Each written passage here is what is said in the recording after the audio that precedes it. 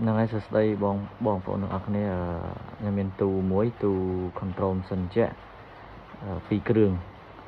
đại Việt là cả ô tô hay là menu ô tô cứ ô tô đòi Hammer chẳng là bà hay Hammer cứ nhóm bồng bẹประเภท Hammer digital bàประเภท digital นี้คือយើងអាចចាស់បាន16 on off មិនមែន16ដងហ្នឹងហើយនេះគឺជាគ្រឿងដែលខ្ញុំដាក់ឲ្យភ្ញៀវគឺពពួក Snyder ទាំង Decenter ហើយនិង Conductor ទាំង relay នេះក៏ខ្ញុំប្រើ Snyder ដែរបាទហើយខ្ញុំមាន fuse សម្រាប់អំពូល incoming អំពូលសញ្ញា input ភ្លើងចូលហើយខ្ញុំមាន Decenter main control 10 ampere គ្រាប់ហើយនិង main របស់ motor គឺខ្ញុំយក 2P បន្ទាប់មក main ទៅ conductor ខ្ញុំដាក់1P ពីគ្រាប់ទៀតបាទសម្រាប់មកម៉ាស៊ីនចាក់ពីគ្រឿងហ្នឹងបាទហើយខ្ញុំមាន terminal domino ចំនួន6គ្រាប់មានន័យថា2គ្រាប់សម្រាប់ភ្លើង input បាទ4គ្រាប់ទៀតសម្រាប់ម៉ាស៊ីនចាក់ទី1និងម៉ាស៊ីនចាក់ទី2បាទទូនេះគឺរៀបហើយអស់ហើយបាទនៅចាំឡើយតែ label ទេហ្នឹងហើយនេះគឺអំពូលសញ្ញាបាទអំពូលសញ្ញាហើយនិង selector បាទអំពូលសញ្ញា selector ហ្នឹងហើយនេះខាងមុខរបស់វាខ្ញុំមានអំពូល input បាទខ្ញុំយកពណ៌ខៀវទៅបាទកុំឲ្យច្រឡំជាមួយអំពូល start stop ហើយនិង trip បាទអញ្ចឹង input ខ្ញុំយកពណ៌ខៀវហើយមួយឈុតនេះ start stop trip នេះប៉មសិនជាក់ទី1បាទខ្ញុំមាន selector មួយដែរខ្ញុំមាន selector សម្រាប់ពេលដែលបងប្អូនកាច់មក menu គឺយើងអាច on off លើនេះបានមានន័យថាបើកទាំងពីរគ្រឿងក៏បានចង់ on អាទី1ក៏បាន on អាទី2ក៏បានសម្រាប់សិនជាក់ហ្នឹងណាបាទនៅពេលដែលបងប្អូនកាច់មកស off នេះមានន័យថាយើងបិទទាំងពីរគ្រឿងមានន័យថាយើងកាច់អានេះមក on ក៏អត់ដើរដែរមានន័យថាយើងបិទ option នឹងបាត់ហើយអញ្ចឹងណាយើងបិទ control នឹងបាត់ហើយតែដល់ឡែកពេលបងប្អូនកាញ់មក auto អញ្ចេះ auto អញ្ចឹងមានន័យថាវាដើរម៉ាស៊ីនជាមួយហើយមានន័យថាឧទាហរណ៍ថាយើងកាញ់មក auto ឧទាហរណ៍ថាដល់ម៉ោងនេះដើរគឺអានេះដើរទី1បាទបន្ទាប់មកដល់ម៉ោងទី2ដើរគឺវាដើរទី2វាបិទអាទី1អញ្ចឹងណាបាទហើយក្នុងហ្នឹងក៏មានemergency ដែរសម្រាប់ផ្ដាច់ control នៅពេលដែល control មានបញ្ហាឬ computer ណាមានបញ្ហាឬក៏ម៉ាស៊ីនជាក់មានបញ្ហាបងប្អូនមិនបាច់ចាំបើកទ្វារឬក៏ទ្វារជាប់សោអីមិនបាច់ពិបាកចុចបិទ decenter សិនជាក់ខូចបាក់ចុច decenter បងប្អូនគ្រាន់ចុច emergency ទៅបាទចុច emergency នេះផ្ដាច់ទៅគឺវានឹង load ដាច់ហើយអញ្ចឹងណាបាទអញ្ចឹងខ្ញុំនឹងតេស្តឲ្យបងប្អូនមើលអញ្ចឹងឥឡូវខ្ញុំភ្ជាប់ភ្លើងបញ្ចូលមានន័យថាខ្ញុំដាក់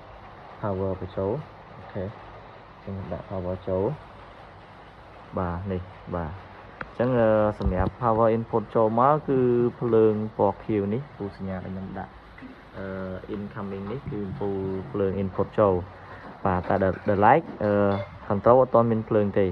ដោយសារតែយើងងាកទៅមើលខាងក្នុងវិញគឺយើងត្រូវបើក main control មួយសិនបាទអ្នក decenter យើងបិទអស់ហើយបាទអញ្ចឹង main control យើងនៅនេះអាទី1នេះហ្នឹងហើយនេះគ្រាន់តែ on វាមកអូខេ on វាមកវាដំណើរការមួយបាត់ហើយដោយសារតែយើងនៅលក្ខខណ្ឌ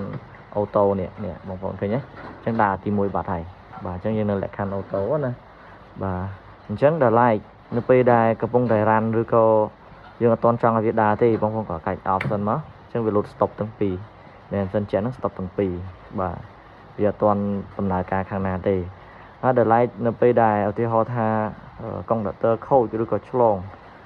យើងក៏ចុច emergency មកវាផ្ដាច់ control ទាំងអស់ហ្មងអញ្ចឹងណាបាទយើងចាំបាច់ទៅបិទ decenter control នោះក៏បានដែរយើងនៅបើក decenter ដដែលនេះបងប្អូនឃើញទេ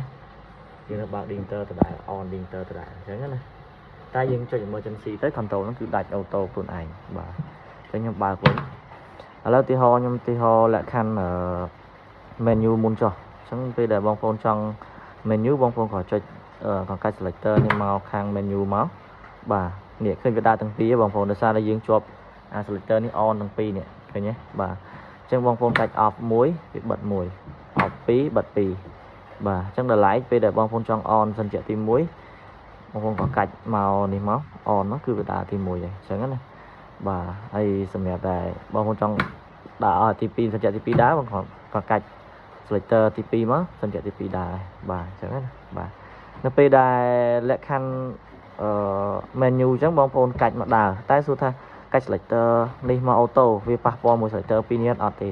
ក៏កាច់អត់ទេកាច់ auto មកគឺវាស្គាល់មកអាមួយណាដើរមុនគឺអានឹងអ្នកដើរទីហៅថានេះដើរមុនវានេះដើរអញ្ចឹងណា